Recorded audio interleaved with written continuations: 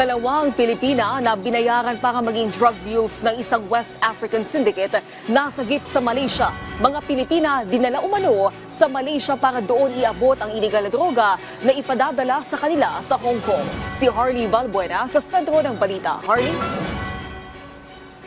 Nasagip sa Malaysia ang dalawang Pinay na gagawin sa mga drug mule ng West African syndicate.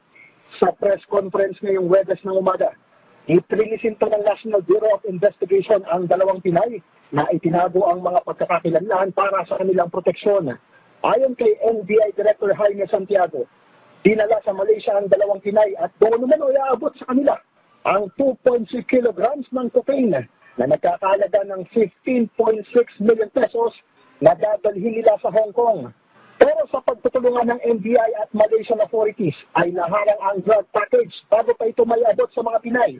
At naaresto ang isang African drug courier na pag-alaman na inalok ng kabayarang $5,000 o humigit kumulang 300,000 pesos ang mga Pinay. Ang naarestong African ay sa Malaysia na pananagutin at parurusahan habang bibigyan naman ng counseling ang dalawang Pinay at hindi sila magkakaroon ng criminal liability. Sinabi pa ni Director Santiago na dahil sa matagumpay na operasyon ay naiwasan nila ang pagkakaroon ng panibago na namang Mary Jane Veloso case. Balik sa'yo, Naomi. Maraming salamat, Harley Valbuena.